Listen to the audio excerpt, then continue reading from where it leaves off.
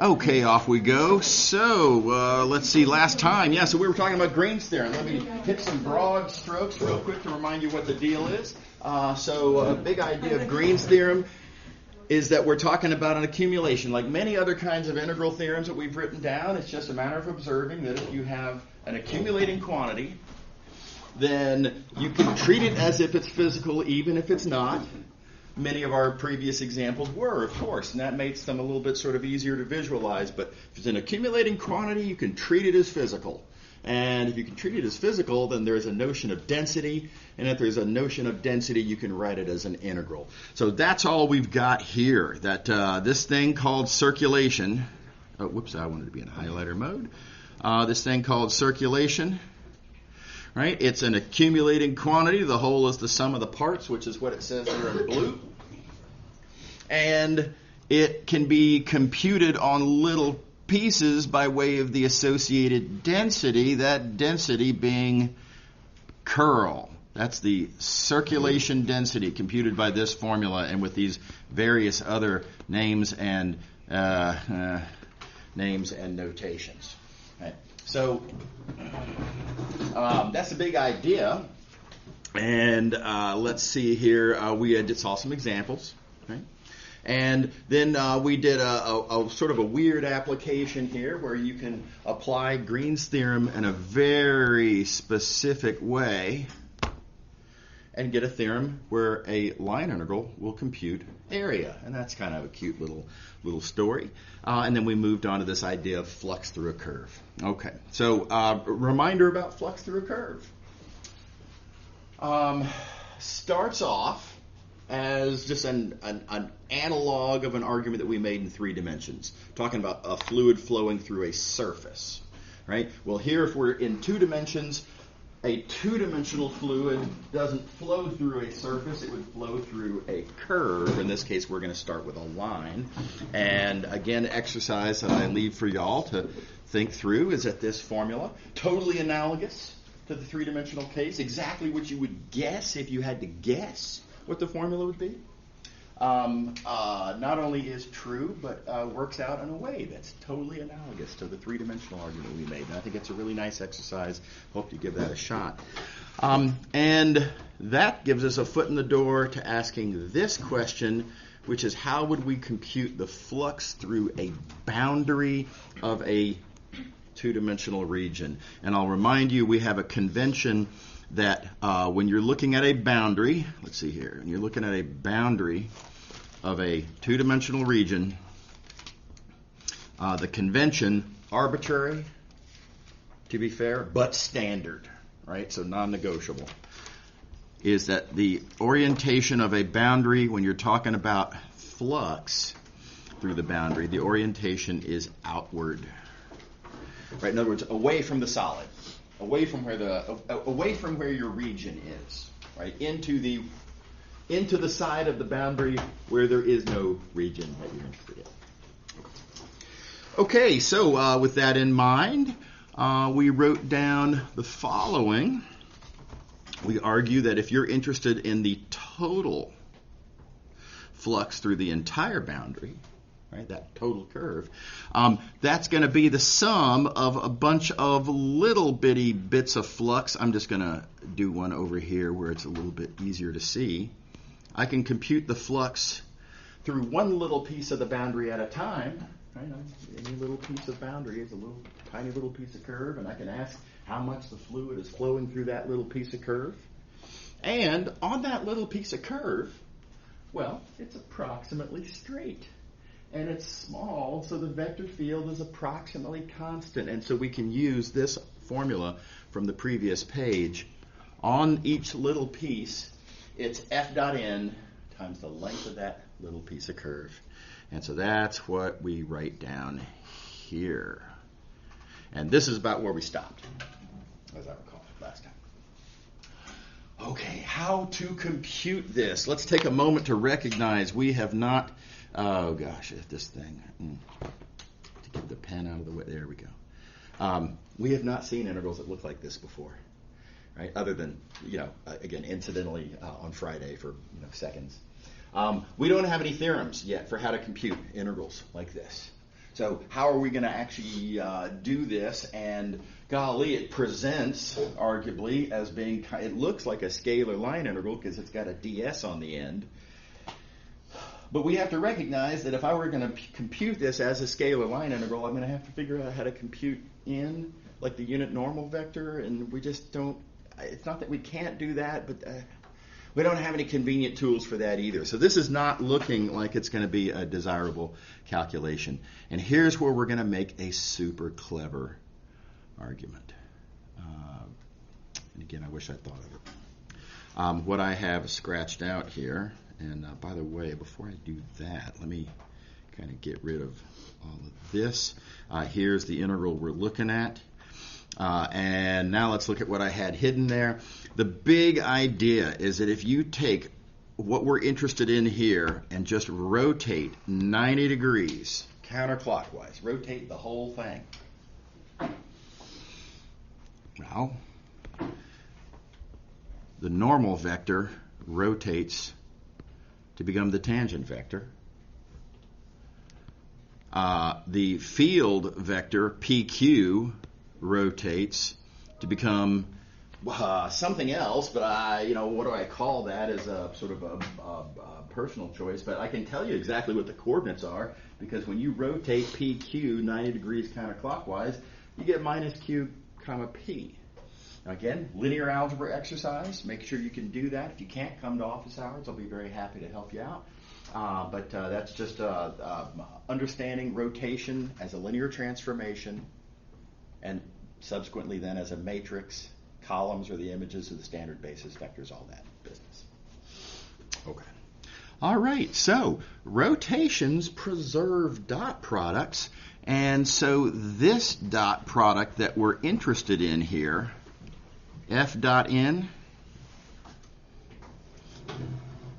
when you rotate, those vectors keep the same magnitude. The angle between them doesn't change. So the dot product doesn't change. And so when I look at the resulting dot product, it's the same thing. So that dot product and that dot product are the same because they're just the results of a rotation. Does everybody buy the sort of the geometry on that? Yeah. Okay, so because those are the same, I can make the argument here, that blue dot product I was interested in is just this orange dot product. Now, who cares? What's the point, right? I mean, I started with this integral that I didn't know how to do, and now what I see is that instead of that integral, which I didn't like, I can instead, I suppose, do this integral. And now let's ask the question, how do we feel about this new integral? And, well, TDS is dx. And we like that because this is the kind of integral that we have a lot of experience working with, right? We know how to compute. It's a vector line integral. Parameterize and plug and chug, right? We've got machinery set up, if nothing else, parameterize and plug and chug. We have machinery set up for how to compute these. So this is a super clever trick. This idea of rotating, right, to turn effectively a hard integral into a more familiar integral, and real slick move, real clever. Okay, and now let me clean up my mess. Okay, so how are we going to compute this integral here, this integral of f perp dot dx? Well, again, we could parameterize, I suppose, but the slick move is to realize that we have this powerful tool called Green's theorem. Green's theorem is going to do the heavy lifting in this argument. And apparently all I need to do is compute curl. Now, there is it's precarious to write down this formula for curl. There's a temptation to say, oh, look, I memorized, right? It's dq dx minus dp dy. Unfortunately, we're not taking the curl of p comma q. We're taking the curl here of minus q comma p. Right, so you got to keep that straight. And so one way to think about this, I'm just going to flip back a few pages here. One way to think about this, I didn't clean up this mess. Get rid of all of this. Our formula here for curl is that we're going to take the x partial of the second coordinate minus the y partial of the first coordinate. Think of it that way, right? It's not about letters of the alphabet, right? It's about which coordinate of the vector field we're taking which partials of. So x partial of the second minus y partial of the first. Everybody happy with that? And keeping that in mind, here we go. Keeping that in mind, this curl, then, the x partial of the, out of order, x partial of the second coordinate minus the y partial of the first coordinate gives us that right there for our curl. What do you think? Everybody see how I did that? So, so it's all over the shouting at this point because, let's see here, this simplifies very easily, of course. These minuses cancel, and that's just dq dy. And so grand total, what we have is that our integrand now is just dp dx plus dq dy. Oh, wait a minute.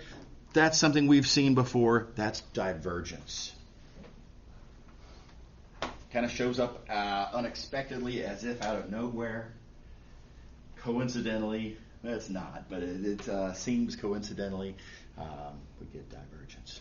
So there's our big resulting theorem. And I do like to point out that, again, Green's theorem does the heavy lifting on this. All of the accumulation and that kind of stuff, the big picture thinking, we're piggybacking off of Green's theorem. To result in now our new theorem that boundary flux is computed as a double integral of divergence.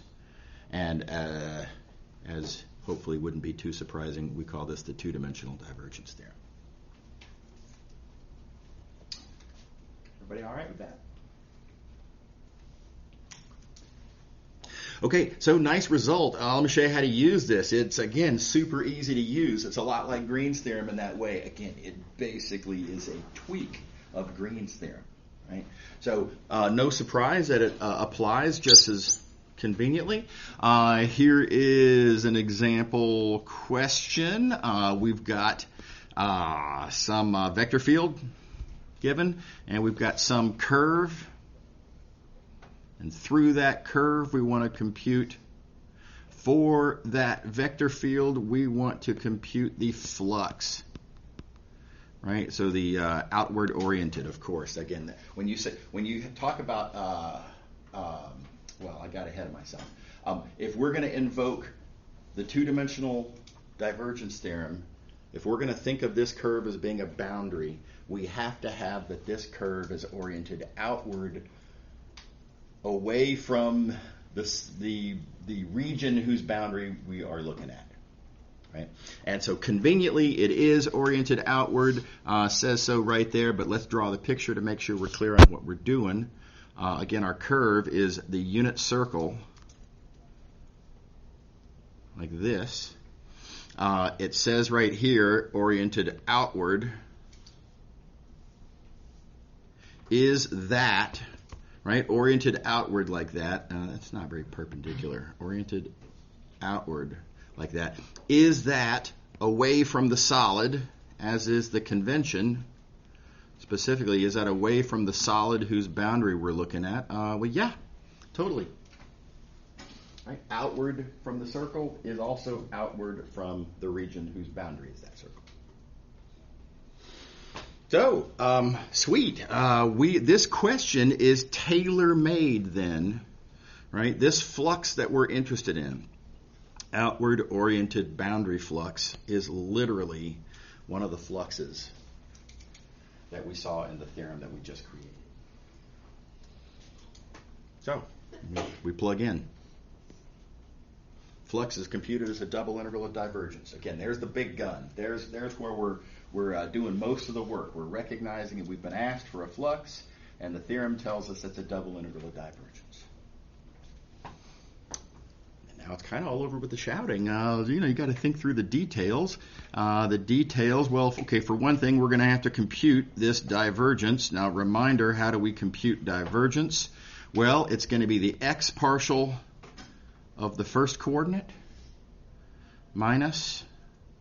plus, sorry, I saw the minus sign, plus the y partial of the second coordinate, right? Straight up definition of divergence. X partial of this is 2, y partial of that is minus 5. And that works out very conveniently just to be minus 3, and of course that's the integrand for an integral, which means it's going to be minus 3 times the area, and the area is obviously pi, so done. What do you think? Yeah? Mm-hmm. If the vector field was oriented inwards, would Yeah. you just take a negative? Yeah, then I'd have to do the same little song and dance that I did sort of, back here. I'd have to say, oh, what I'm interested in is the opposite orientation of something that actually is oriented in the way that's going to be convenient for my purposes, and then, throw in your minus sign and proceed. Yeah, totally. Very analogous to this. Okay. Anybody else? Okay. All right, so here's the thing. This theorem, now again, I wrote this down kind of, again, sort of piggybacking off of Green's theorem. I let Green's theorem do the heavy lifting because we already had it. And there's a case to be made that's kind of convenient. Plus, this argument is a useful argument to have seen to, kind of broaden your perspectives on various tools and how you can use them. But, nevertheless, this two-dimensional divergence theorem is a theorem on its own. It doesn't have to piggyback off of Green's theorem. In fact, you can literally view this boundary flux as itself being an accumulating quantity. And this is a really important point of view as well. Keep in mind the idea of an accumulating quantity is the whole of the sum of the parts. So if I were to look at D1, look at its outward-oriented boundary flux, again, outward from D1, because I'm thinking of that as the boundary of D1. And then if I were to look at D2 and look at its outward-oriented boundary flux, so again, outward, and on this cut edge, again, outward, because that's what outward looks like, thought of as part of the boundary of D2. Okay.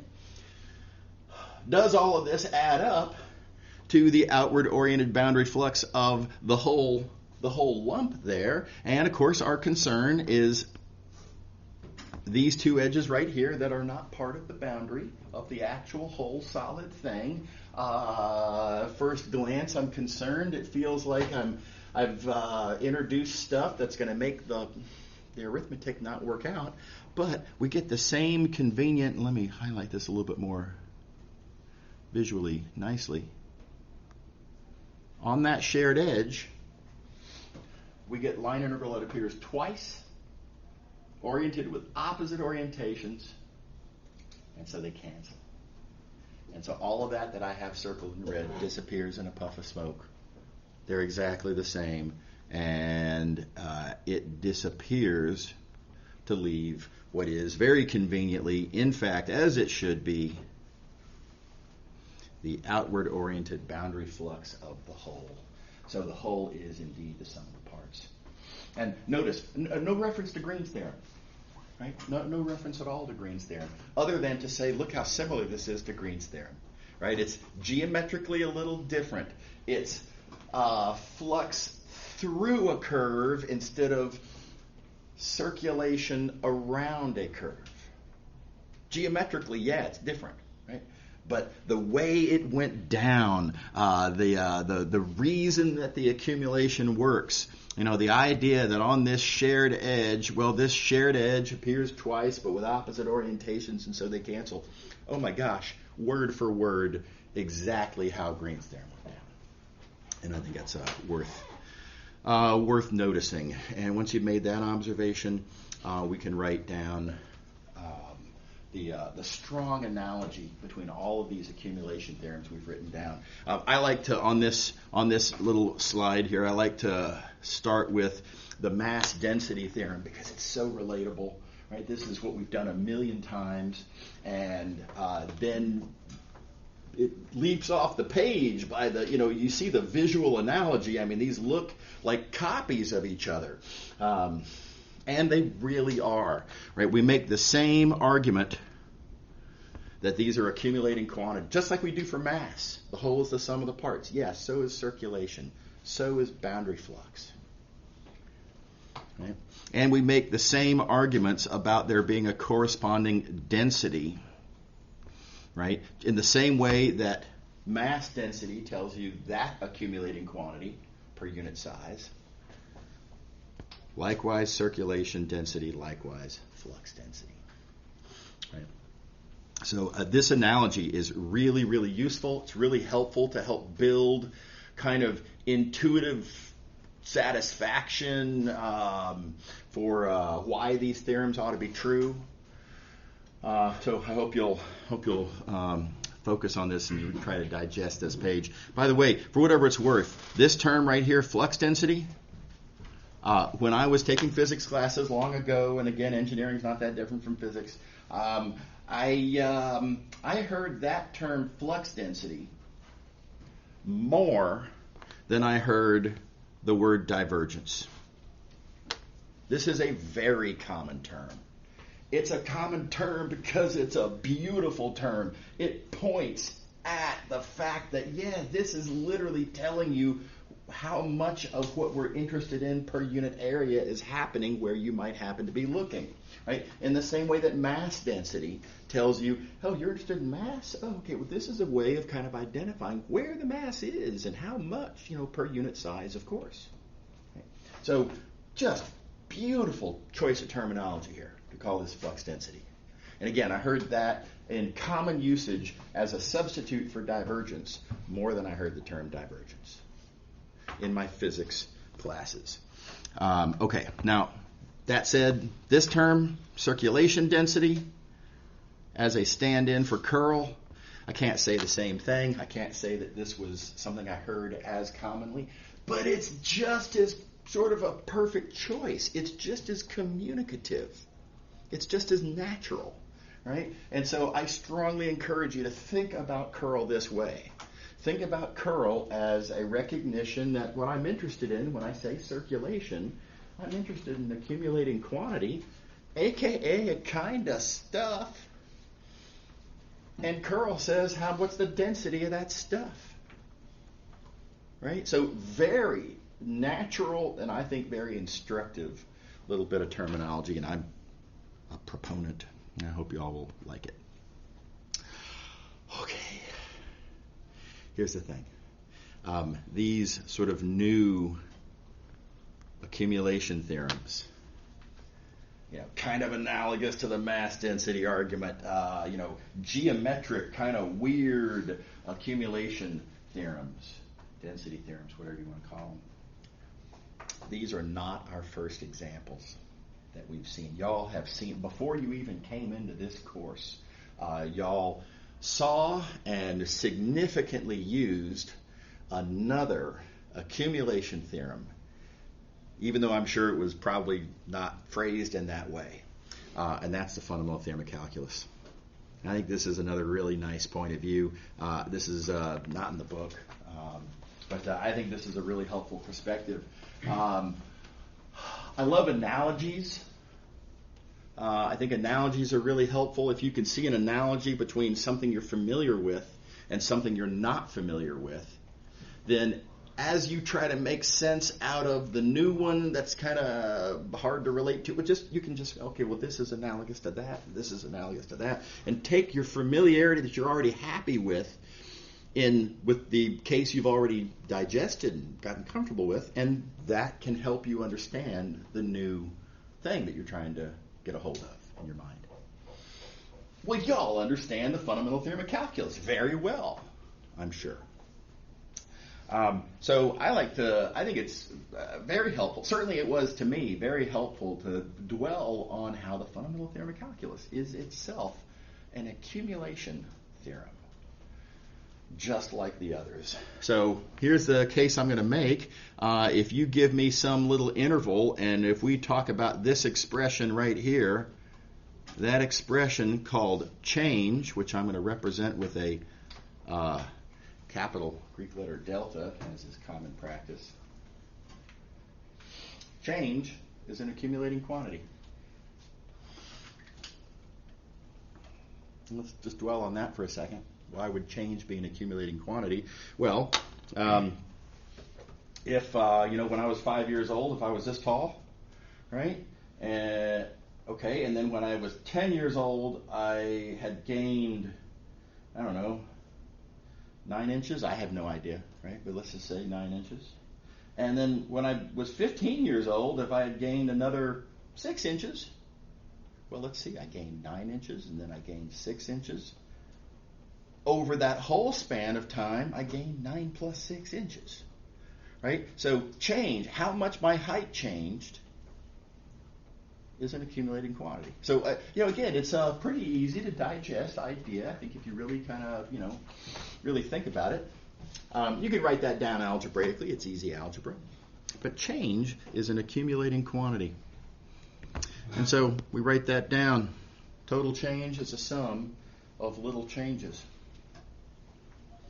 And then I'm going to make the assertion that if you want to look at how much some function changes on a small interval, I claim that there is a corresponding density that you can multiply by size, and that density is the derivative.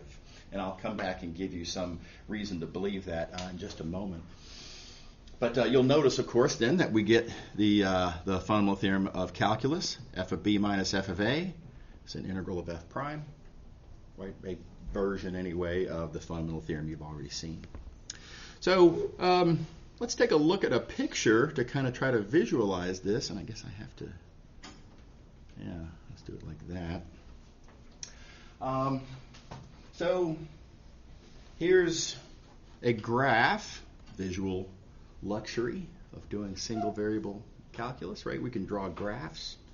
And what I have here is a graph of this, whatever function f, right? And let's talk about this, what I claim is the accumulating quantity, namely change, the total amount that the function changes as, we start at x equals a and then we end at x equals b.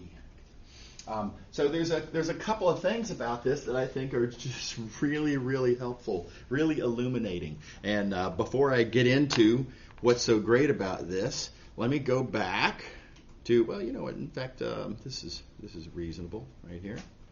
Just look at this. I made this geometrically challenging, brain-bending request that you take the point of view that circulation, that clearly we compute circulation on the boundary, right? The whole integral, that when you write down circulation, it's a vector line integral on the boundary, right? It's computed on the boundary. And yet, by virtue of this theorem, I'm claiming that it's actually happening in the interior, and that's a lot to ask from your intuition. It's obviously computed on the boundary. That definition of it is only on the boundary. I'm asking you to think of it as a stuff in the interior. And I know that's again, a big ask. So here's the thing. The same thing happens here, and it is not a big ask at all. In fact, in this context, it is just perfectly clear. Let's look at change. This change right here. How do we compute this change, f of b minus f of a, that I have in purple? Well, we compute it by looking at B and A, right? We have a formula, f of B minus f of A, and those boundary points are where you compute change. This is a quantity that is computed on the boundary, just like circulation is. Is that where change actually happens? Nonsense. Look at this function here, right? The graph of the function right here. Where did the function change? Did the function change at the boundary points? Of course not. It leaps off the page at you. Here's where the function changes. That's clearly in the interior. That's where change actually happens. This business about, that we computed on the boundary, therefore it must be on the boundary. No, nonsense. Right? That's clearly not the case with change. Does everybody buy it? So what I want to encourage you all to do, and again, how you wrap your brain around things, how you digest ideas, everybody's different, of course, yeah, I accept that. But I think a really good one to chew on is, given that we have both of these theorems are accumulation theorems, they both structurally look kind of the same, as we already noted. If it's perfectly satisfying to say that change is computed on the boundary but obviously happens in the interior, maybe it's not so unreasonable to think something analogous for circulation or for boundary flux. Right? Maybe even though, the formula and the definition is on the boundary, maybe it's actually happening in the interior. Maybe that's not such a big ask after all. Okay, last thing, and then we'll move it along. Let's look at the derivative, right? And I claim that I can argue to you that the derivative is a density, that it's change density. It's this accumulating quantity of our theorem, density, change per unit size. But you can see that in the picture. We know that the derivative is the slope of little tangent lines. Right? And yes, it is true that we calculate that slope as rise over the run, and I can think of that as rise, but I can also think of that as being a little piece of my overall change. Right? And now, okay, what do I divide that by? Well, I divide it by the run, right? So, the slope is rise over the run. So we're going to divide by that little, again, we think of that as the change in x, I suppose. But you could think of that as the size of the little interval over which I'm looking at that amount of change. Now, I know y'all have a bunch of different ways to think about derivatives, right? So let's enumerate a few just to be explicit. How many different ways do you have to think about the derivative? Well, it's the slope of the graph. It's the rate of change of whatever expression. I like economics has a point of view that derivative can be thought of as a sensitivity. I think it's a nice take. If you wiggle the input a little bit, that's going to, how dramatic will the corresponding wiggle of the output be? Right? Sensitivity is a nice point of view.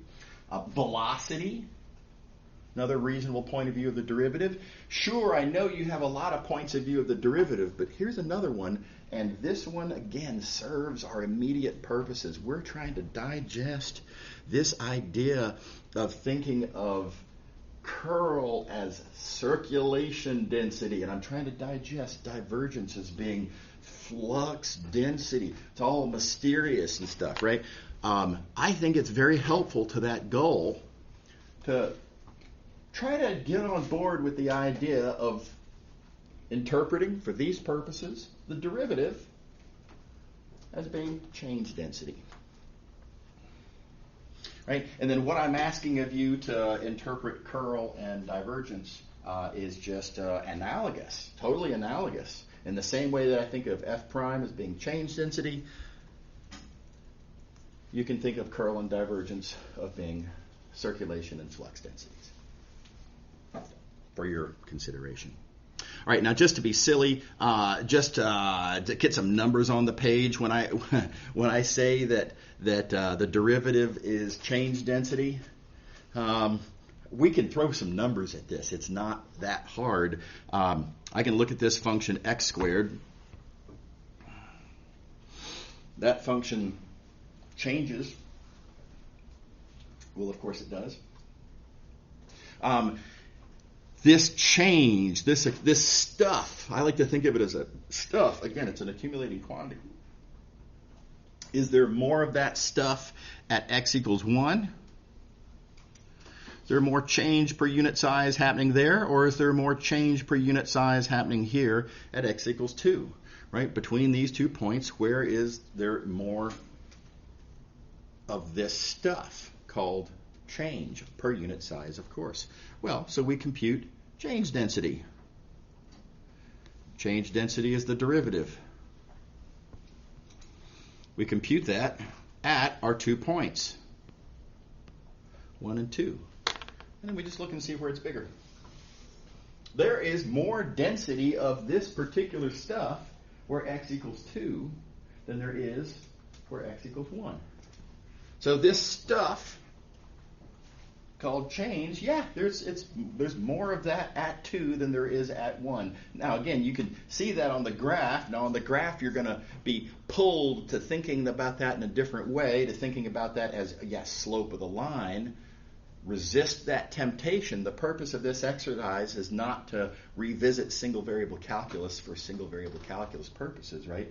Try not to think of this as, yeah, it's steeper and so it's changing faster. Try to think of this as, this stuff I'm interested in is more dense here than it is there. And my memories about slope from single variable calculus simply go to confirm the new point of view that we're taking here. Okay. All right. Okay, so let's make the same analogous argument now then for curl. So there's a certain amount of circulation. If I notice I've got a vector field drawn and I have a curve drawn, and the curve is the boundary of an interior region. It happens to be a rectangle. Okay, so this is set up for talking about circulation and double integral of curl, etc. So we have a grand total amount of circulation. Let me get into the better mode here. We have a grand total amount of circulation, which I measure by looking at the boundary, right? And counterclockwise, regions on my left, right? But counterclockwise here, and I argue that there is a non-zero amount of circulation there.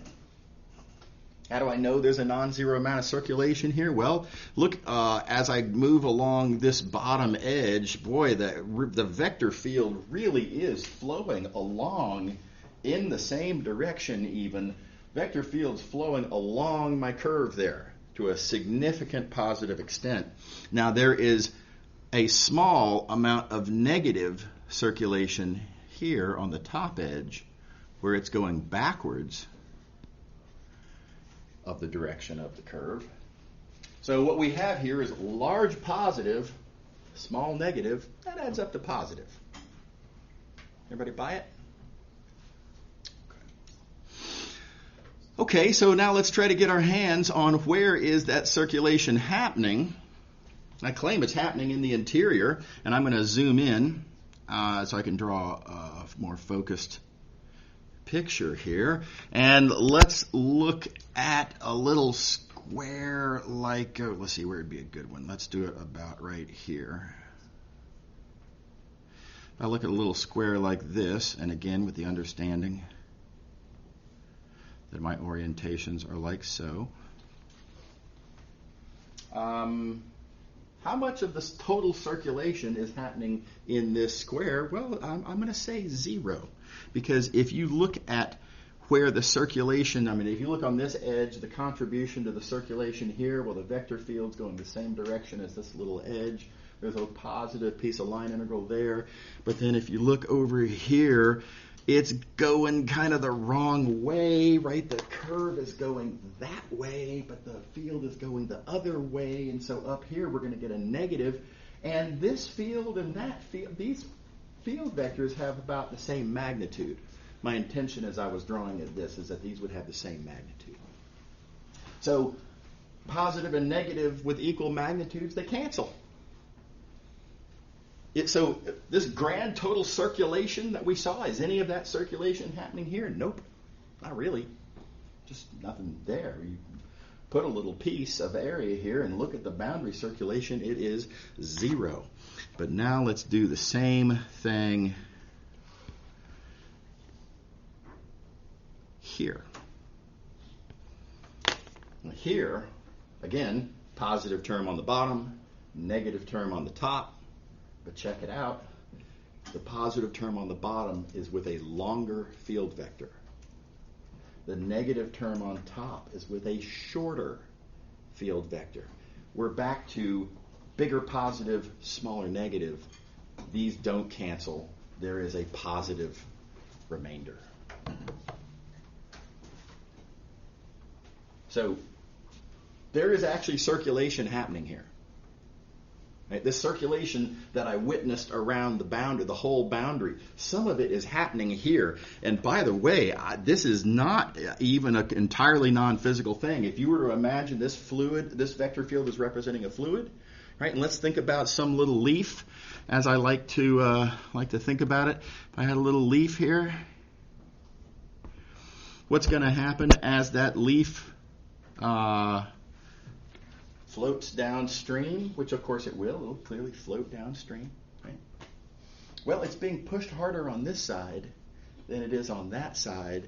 And as it flows downstream, it will also be rotating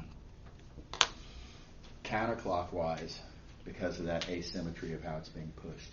So the circulation that you're seeing around the boundary, in some sense, the way the little leaves in the river rotate is pointing to where that circulation is happening.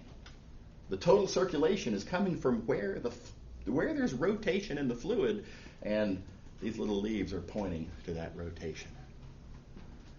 Everybody buy it? And by the way, totally the same here and here and there. Whoa. Everywhere in that gray region, right? And so just like with the fundamental theorem of calculus, let me get rid of the mess. The circulation is measured on the boundary, right? But where does it actually happen? Well, it actually happens where the curl says it happens. It actually happens here where the leaves are actually rotating as they flow.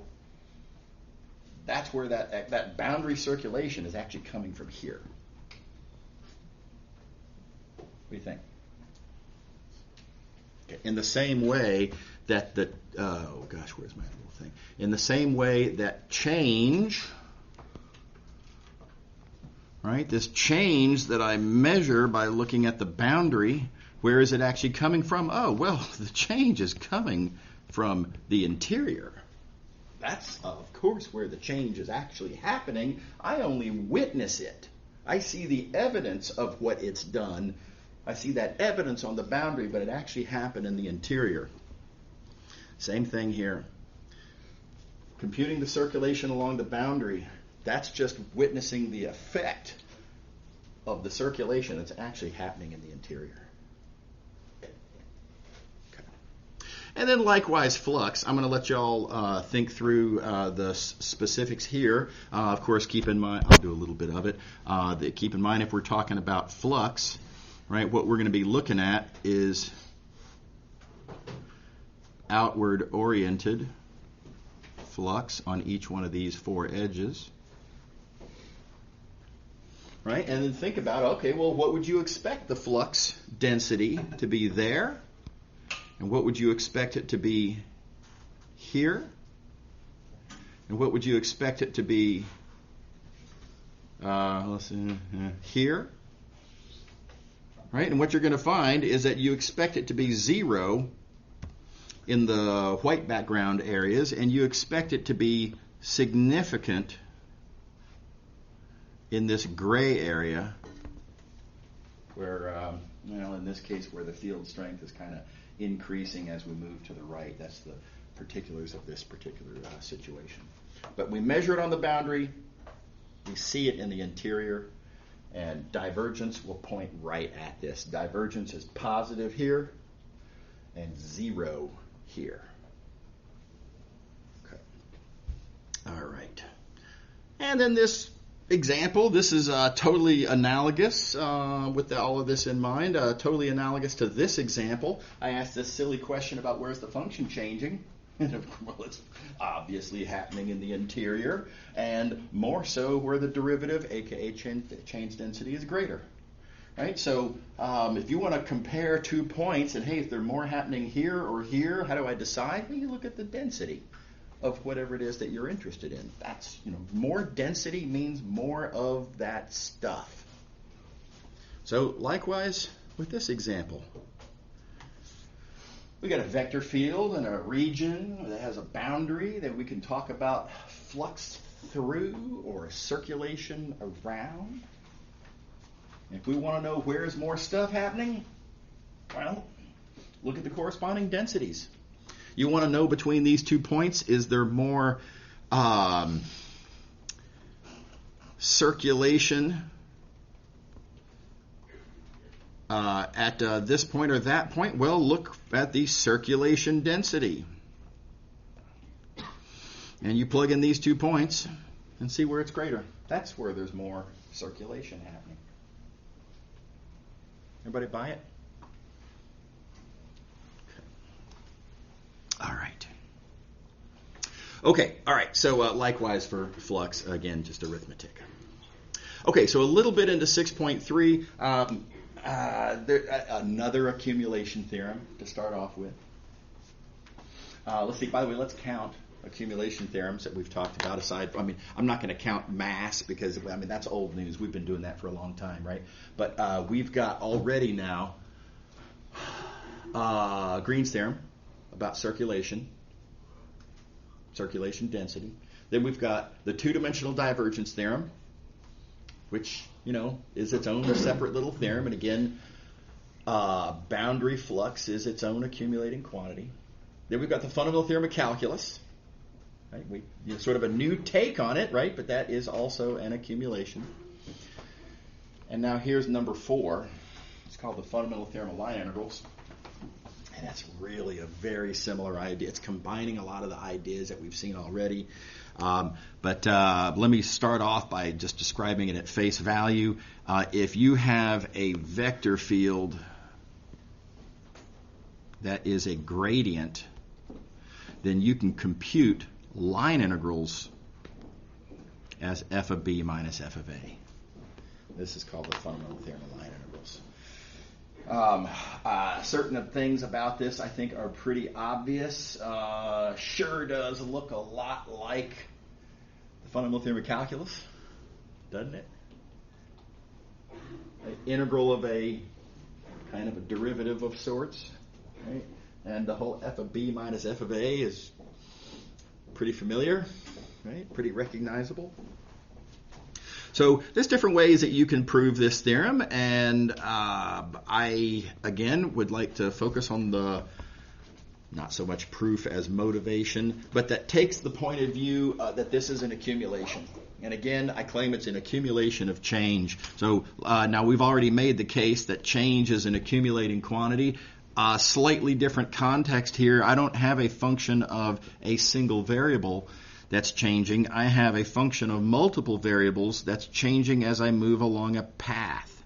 So let me give you the analogous, what I think very satisfying case, sort of metaphor for making the case for why change accumulates. Imagine this being a mountain road, right? I like to do mountain roads for some reason. And let's talk about how much altitude changes as I drive along this road. Right, so here's the parking lot where I start.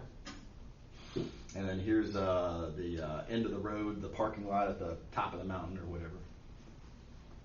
All right, well, if I know how much my altitude changes over the first piece of curve, and if I know how much my altitude changes over the second piece of curve, I hope nobody's surprised that the sum of those gives you the altitude change over the whole road, right? Of course it does.